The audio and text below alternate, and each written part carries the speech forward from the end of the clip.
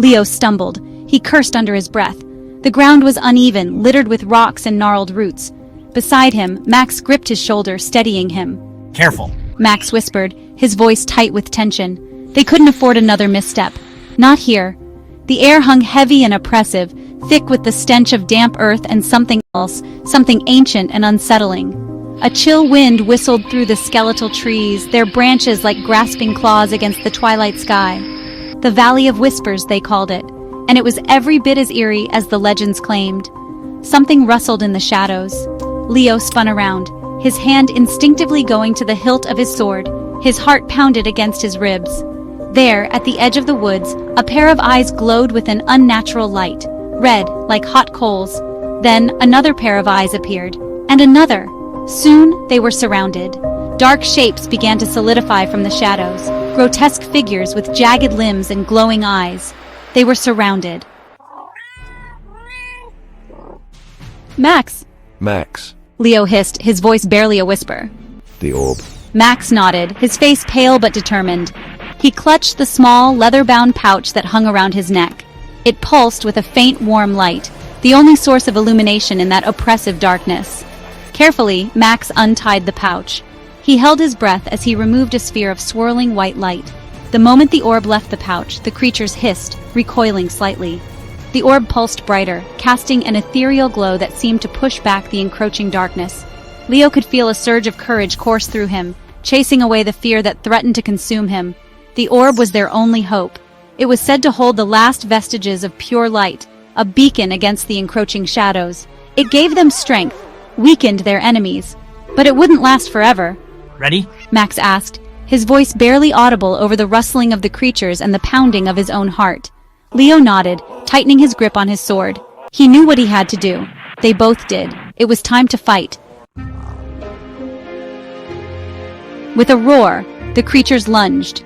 Leo and Max met their charge head-on. Leo's sword flashed in the orb's light, the blade singing as it cleaved through the air. He ducked under a grasping claw, rolled, and came up swinging. The creature let out an ear-splitting shriek as Leo's blade found its mark.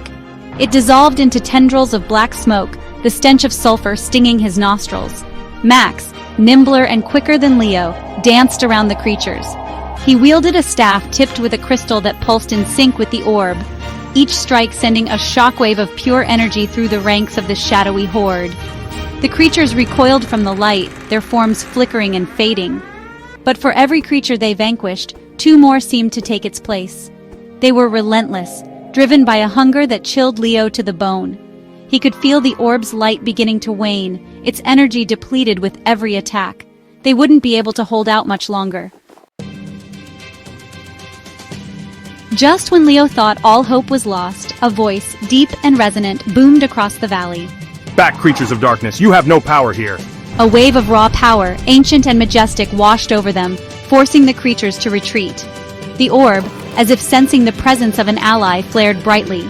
The shadows recoiled, hissing and swirling like serpents before a charmer. Standing in the clearing, bathed in the orb's light, was a magnificent lion. Its mane was a cascade of golden fire, its eyes twin pools of molten gold. The lion spoke, its voice a rumble that seemed to shake the very earth beneath their feet. Fear not, young ones, I am the keeper, you are safe now. Leo and Max, exhausted but alive, could only stare in awe. The keeper, the legends were true.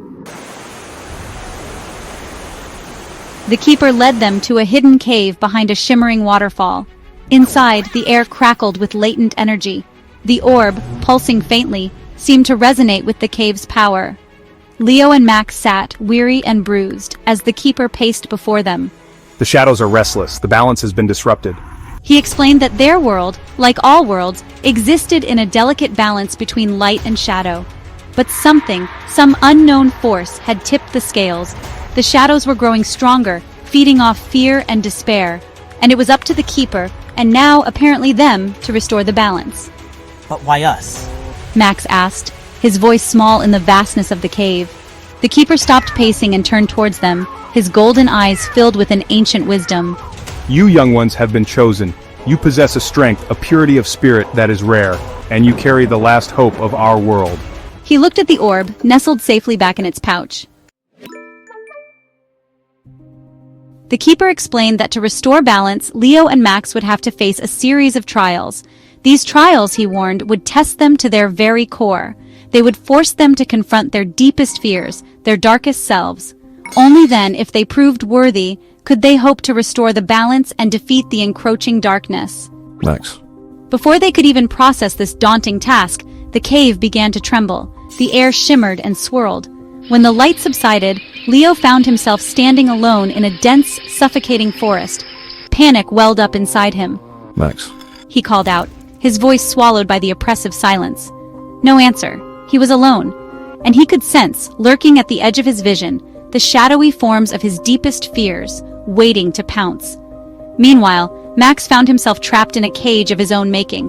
The bars were formed from the faces of everyone he had ever disappointed, their eyes filled with accusation and judgment. His fear of failure, his greatest weakness, threatened to consume him. Leo wandered through the oppressive forest for what felt like an eternity. The creatures of his fear whispered his name, taunting him, trying to lure him deeper into the darkness. But Leo, remembering the keeper's words, fought back. He clung to the memory of the orb's light, of Max's unwavering courage. He would not give in to fear. Finally, he stumbled into a clearing. In the center stood a towering oak, its branches reaching towards the sky like skeletal arms, and perched on one of its branches, glowing with an eerie light, was a single white rose. He knew instinctively that this was his first trial. To overcome his fear, he had to claim the rose. As he reached for it, the shadows coalesced, forming a monstrous beast with eyes that blazed with hatred and fear. Leo drew his sword, his heart pounding. He would not back down. He would face his fear head-on. Meanwhile, Max confronted his own demons. He closed his eyes and pictured the orb's light, pushing back the shadows of doubt. He recalled the keeper's words. You possess a strength, a purity of spirit that is rare. He would not let fear control him. Taking a deep breath, he pushed against the bars of his cage. They didn't budge. He wasn't imprisoned by the faces around him, he realized. He was trapped by his own self-doubt. Believing the keeper's words, believing in himself, was the key. With a roar, Leo charged the shadowy beast. He fought with every ounce of strength he possessed, his sword a blur of motion. The beast, fueled by Leo's own fear, was a formidable opponent. But Leo refused to give up. He would not let fear control him. He thought of Max, of the keeper, of the fate of their world. And with a final desperate lunge, he plunged his sword deep into the beast's heart. It let out a deafening shriek and exploded into a cloud of black smoke. As the smoke cleared, Leo saw that the white rose was within his grasp. He had faced his fear and emerged victorious. At that moment, the forest around him shimmered and dissolved. He was back in the cave, standing beside Max. Max, pale but triumphant, grinned at him. You did it. He breathed, relief flooding his features. Leo nodded, his heart still pounding. We both did. The keeper appeared before them, his eyes filled with approval. You have passed the first trial, but this is only the beginning. The true test still lies ahead. As if to emphasize his point, the ground trembled beneath their feet. A low, guttural growl echoed through the cave, sending chills down their spines. What was that? Max whispered, his eyes wide with apprehension. The keeper's expression was grim. The one who seeks to shroud our world in darkness. He is aware of your presence, and he will not rest until you are destroyed. The air crackled with tension. Leo could feel the weight of their responsibility pressing down on him. They had passed the first trial, faced their fears, and emerged stronger. But the true battle was just beginning. They had a long and perilous journey ahead of them, filled with unknown dangers and unimaginable challenges. But they were not alone. They had the keeper, the orb, and each other, and they would not fail. They would fight to restore balance to their world, no matter the cost. The fate of their world, the balance between light and shadow, rested on their shoulders. Their journey had just begun.